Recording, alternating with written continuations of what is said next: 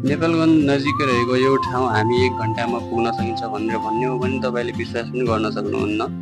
High everyone, I am Vicky Bhujba and welcome to my new blog. यो ठाउँ पुग्नको लागि हामी कोवलपुर हुँदै बर्दिया राष्ट्रिय निकुञ्ज हुँदै चाहिँ हामी सबैभन्दा पहिला चेपाङ बस्ती पुग्नुपर्छ र त्यहाँ चेपाङ बस्तीमा पुगिसकेपछि त्यहाँबाट राइट टर्न लिएर चाहिँ हामी अलि अगाडिसम्म गयौँ भने एउटा बाइक स्ट्यान्ड देखिन्छ। त्यहाँ बाइक स्ट्यान्डमा बाइक साइक राखेर अलि माथिसम्म जाने हो भने एउटा कुलोको बाटो भेटिन्छ र त्यही कुलोको बाटै हुँदै जाने हो भने अगाडि एउटा खोला भेटिन्छ। खोला जाने हो भने अगाडि एउटा अलि उकालो बाटो देखिन्छ, त्यो अलि मोटो गाह्रो पर्छ। साथीहरू यो बाटो अलि चिप्ला ढुङ्गाहरू भएको कारणले गर्दा अलि हामी बिस्तारै जानुपर्ने हुन्छ। अनि त्यसपछि हामी अगाडि गएर चाहिँ त्यो गुफामा पुग्यौँ।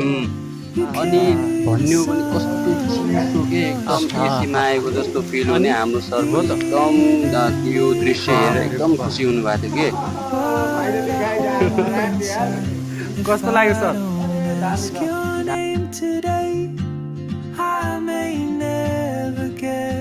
Chance to walk beside your wandering dance.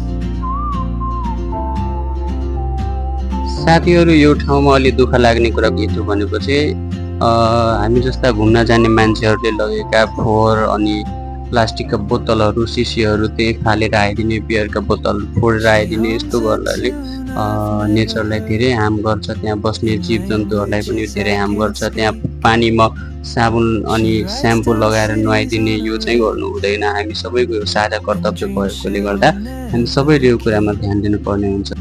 I sip my coffee, miss my cue.